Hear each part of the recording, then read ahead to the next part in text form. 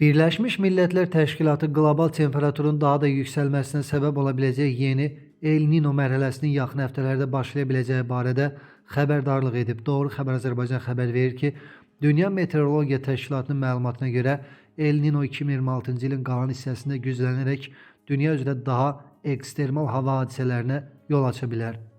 Milli Meteorologiya Xidmətlərinin proqnozları isə prosesin super El Nino səviyyəsinə çatacağını göstərir.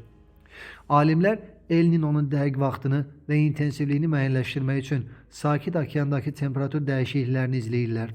Son aylarda Mərkəzi Sakit Okeanda və Cənubi Amerika sahillərində suyun temperaturunda qeyri-adi artım qeydə alınıb. Aprel ayından etibarən əsas monitorinq zonalarında istiləşmənin davam etməsi El Nino'nun yaxınlaşdığını daha da aydın göstərib. Böyük Britaniya Meteorologiya Xidmətinin mütəxəssisi Professor Adam Skaife bildirib ki, alimlər rekord qıra biləcək güclü təbii hadisənin yaxınlaşdığına demək olar ki, əmindirlər.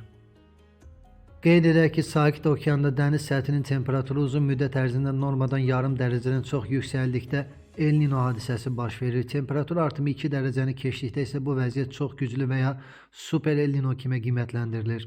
1950-ci ildən bəri belə hadisələr yalnız bir neçə dəfə qeydə alınıb. Mövcud proqnozlar yeni El Nino'nun əvvəlki rekordlarla müqayisə oluna biləcəyini, hətta onları üstələyə biləcəyini göstərir. Peyklər və okeanoqrafik müşahidələr Sakit Okeanın yüzlərlə metr dərinliyində şərq istiqamətində hərəkət edən nəhəng istilik dalğasının formalaşdığını göstərir. Bəzi ərazilərdə temperatur normadan 6 dərəcəyə qədər yüksəkdir.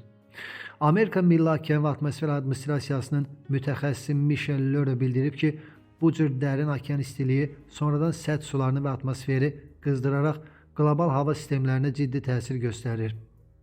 Bildirilir ki, güclü El Nino Cənubi Amerika, Cənub-Şərqi Asiya və Avstraliyanın bəzi bölgələrində quraqlıq və meşə yanğınları riskini artıracaq.